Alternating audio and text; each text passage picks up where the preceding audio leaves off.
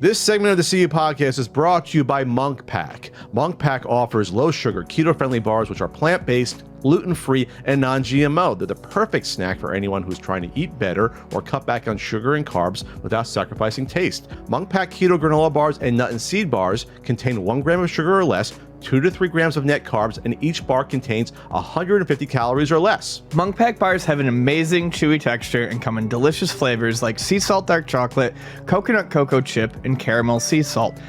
I love the, these ones are more like the original granola bars, like the kind you would get in your lunch as a kid, and they taste great, but they're obviously way better for you. Sure. I love the nut and seed bars, particularly. The peanut butter dark chocolate is my favorite, but you also got the caramel sea salt one, which is great, and the sea salt dark chocolate. And for me, they're good as a snack, or sometimes when you just, I want to tie myself over until next meal. Sure. I usually have one, honestly, between this podcast and going to my next job, and it helps tide me over until, I get an early dinner.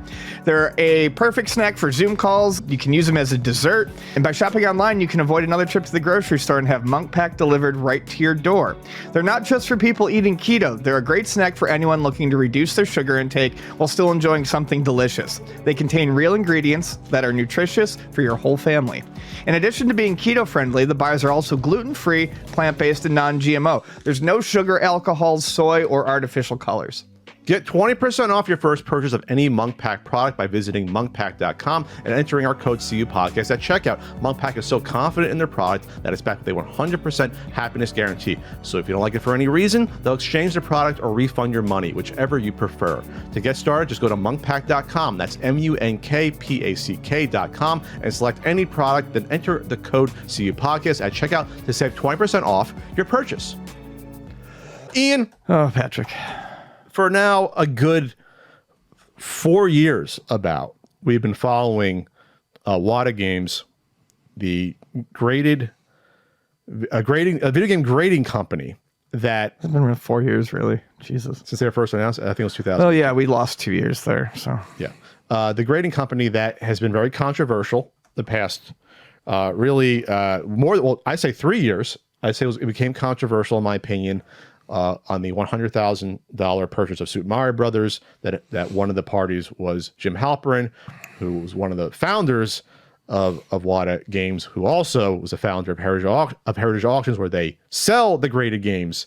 And then seeing that game show up with Dennis Kahn, the president of Wata Games, seeing that show up on Pawn Stars, that's when we said at that point, I believe, this is getting weird. You can't do this.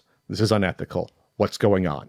That's when our eyes were being sort of like, at least to me, that's where I was like, okay, this is getting weird now. That was like early 2020. What's happening? Like, what are you guys doing? This is like unethical. It's weird. Fast forward the summer of 2021.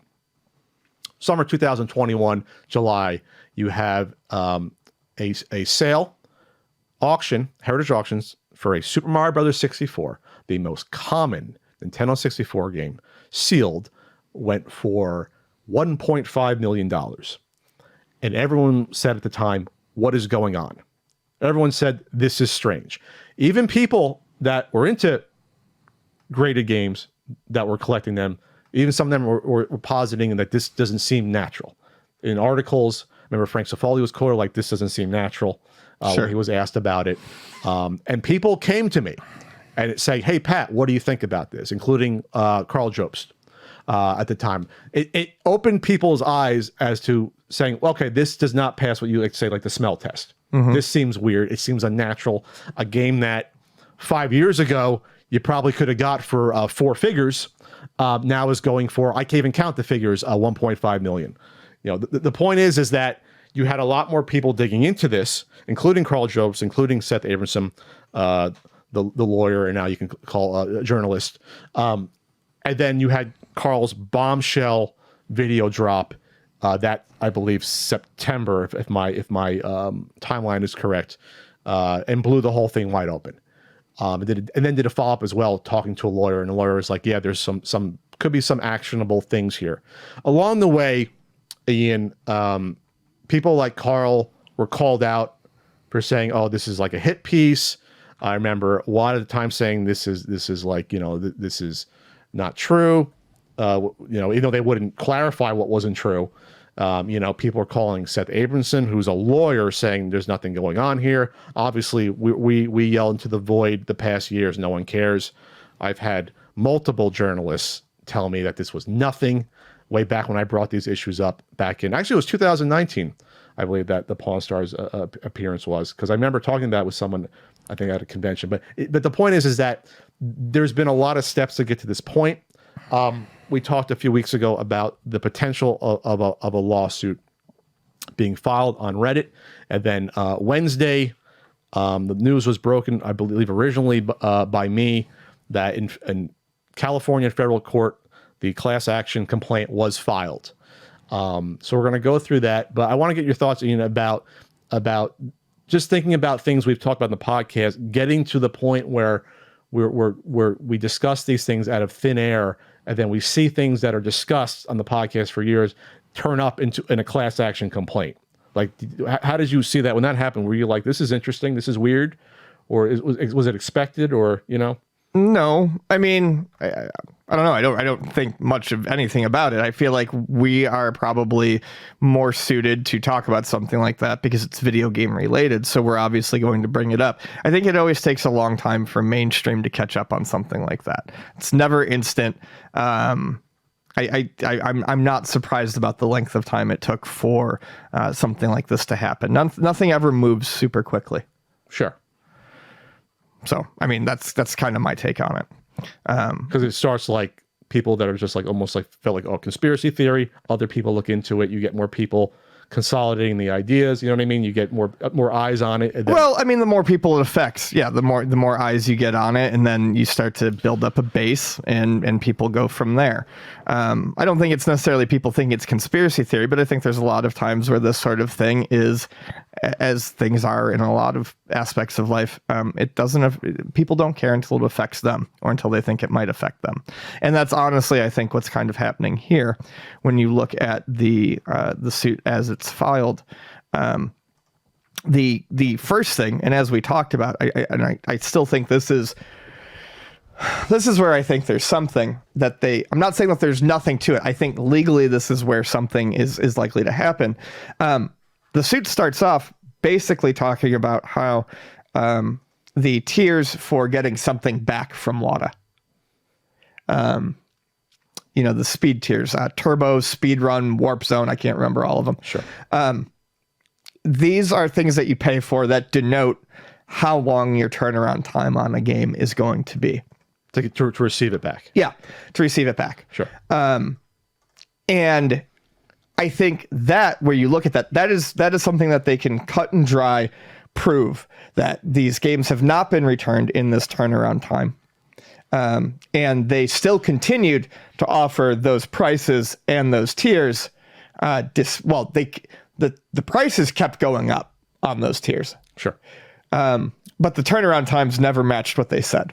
Sure. And I think that's where they have something. So let me break through. Let me just real quick. We'll summarize what this lawsuit says in my Twitter thread. It says two kind of separate things. Sure.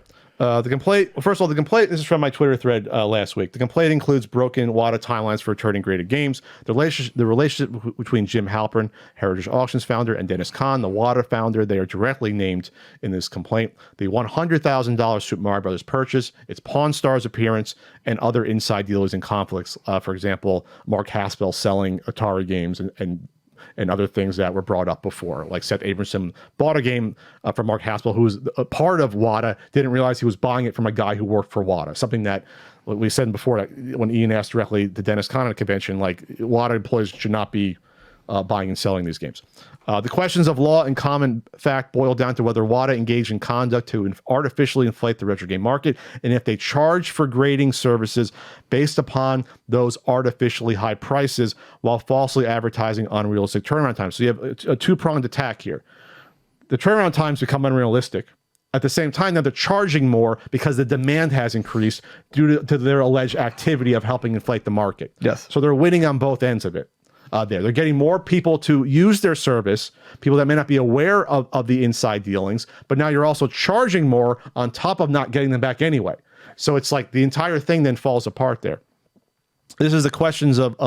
The questions of law and fact common to the class members. By the way, to be a class member, you have to have submitted a game to WATA to get graded within a certain amount of time. That makes you potentially part of the class.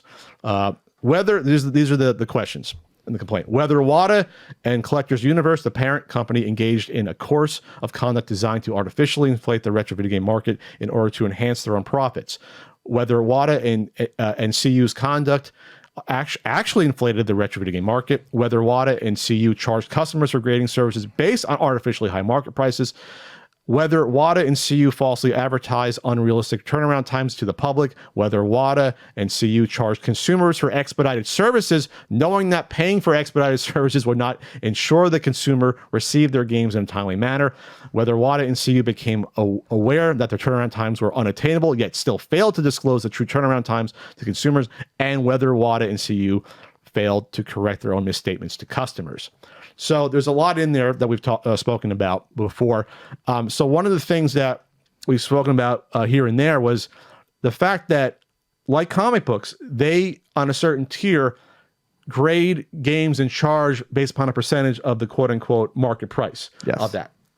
So if you are engaging to raise the profile of video games, to buy up these games and put out press releases, to go on Pawn Stars with your buddies saying, oh, this game could be worth $1 million.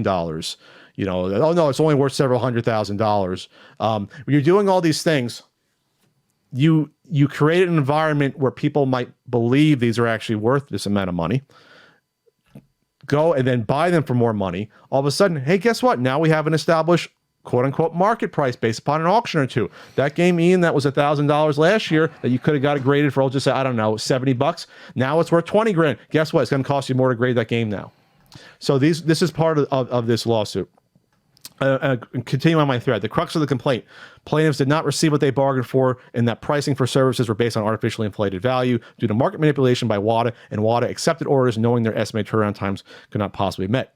The proposed class includes all U.S. individuals who directly purchase encapsulation, which is the cases, and video game grading services from WATA Inc. from May 10, 2019, who did not have their orders returned within the turnaround times estimated by WATA on their company's website. The complaint extrapolates that the class size could exceed 10,000 individuals based upon average number of game submissions per customer. That's the one where they'd have to really dig in and see what the unique number is, but they're just saying, well, based upon the number of games we think are out there versus, I guess I didn't go over that in the complaint. That's an interesting number. I'm not sure how true that is. It's probably going to be 4 figures, though. I don't know how high it can possibly get for the potential class size. I don't know if you have any comments on that. I don't know. I have no comments on the class size. My takes on it are basically this, looking at it. I'm not a legal expert. I have some ideas about law and how it works.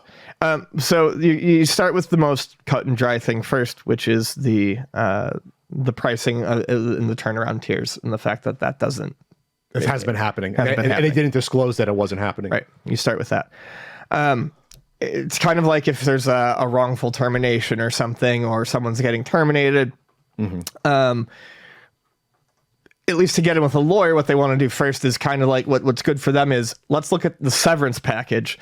Let's meet with them to negotiate on the severance package and talk about why we think the severance package is unfair. And then if we uncover other stuff, we can then go in and kind of do it all at once. Basically. Other weird things about wrongful termination. Then if we find out that you, so we'll go in for your severance package, for instance, but if we find out that you were wrongfully terminated, we can add that on. And so you start with, basically all I'm getting is, you start with something that's kind of simple on paper, cut and dry. More quantitative. And then you go into the stuff that is less quantitative. Gotcha.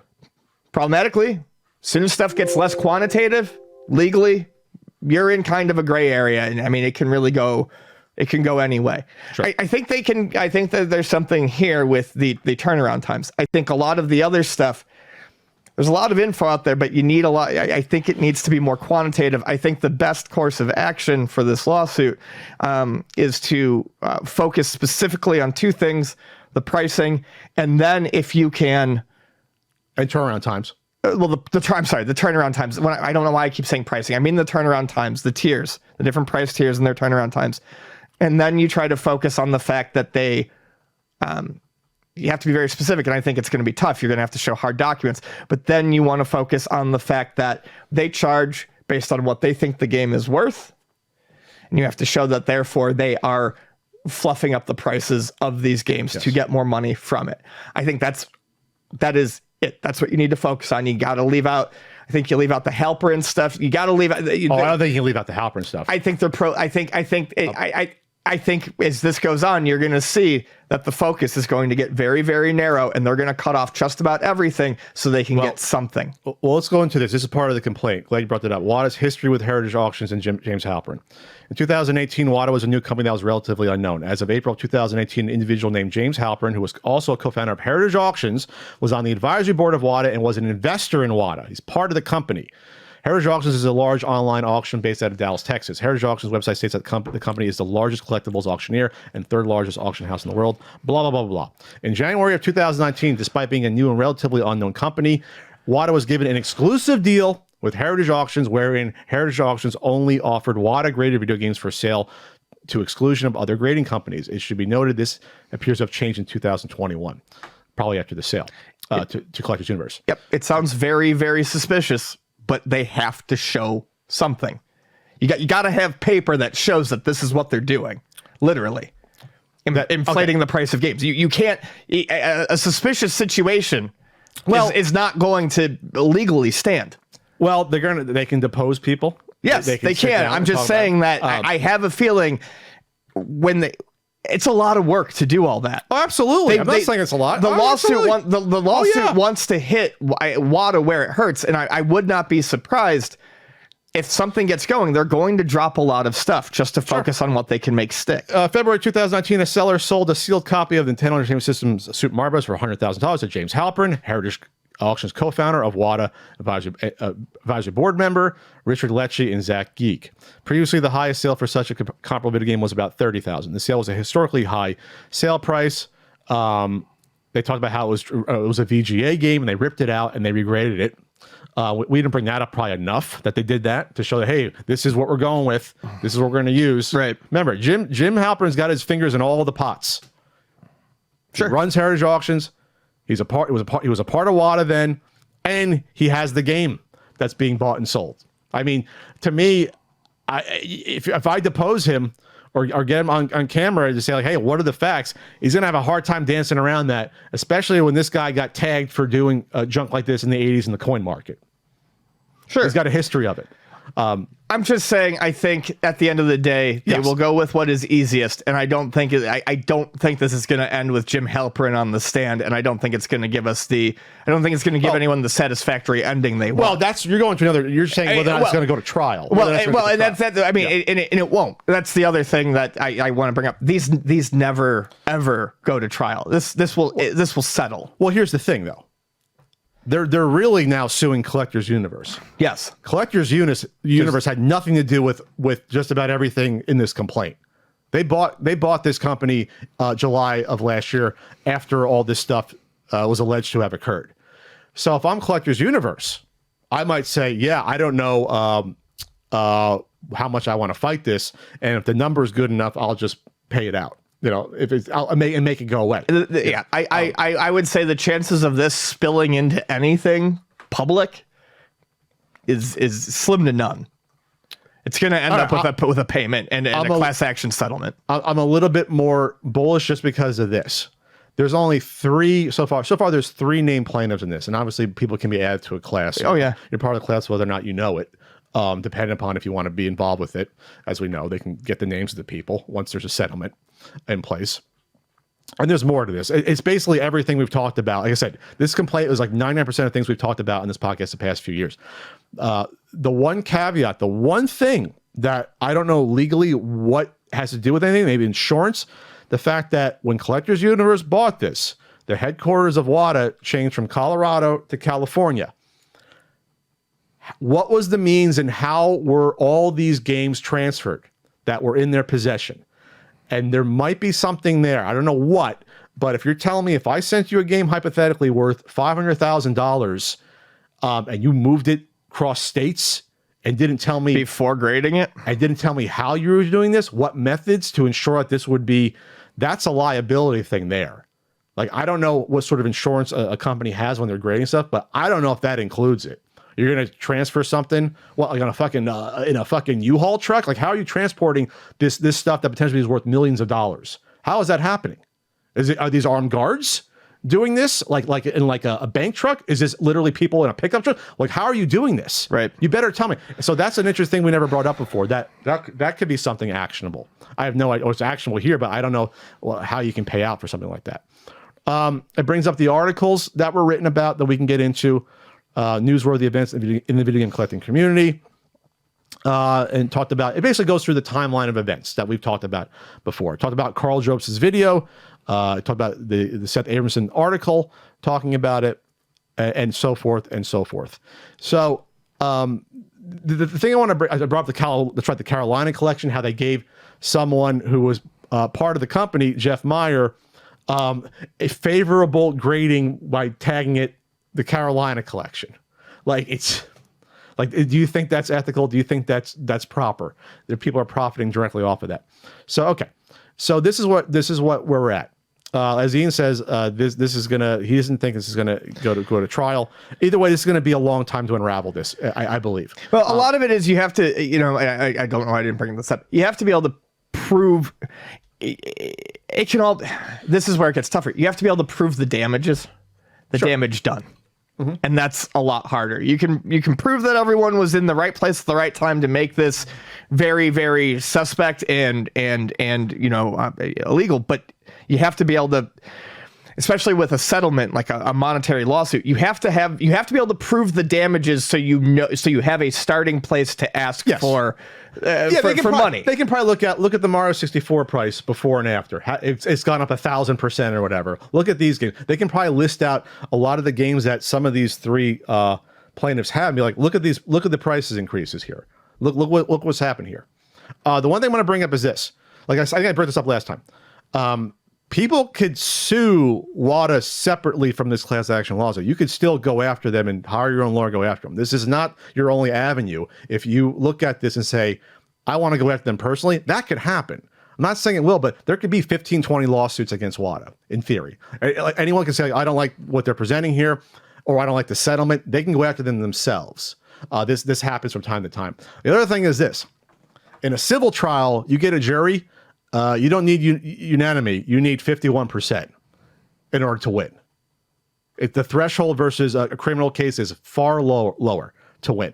They go by, okay, win-loss, and then they decide how much to pay out. It's two different things in a civil suit. So keep that in mind too. So if you're bullish, and you know, if you're in the legal team, you're like, well, I think this has a chance. If we go to a trial, I think we can convince a majority of the jurors that this is happening. Then you roll the dice.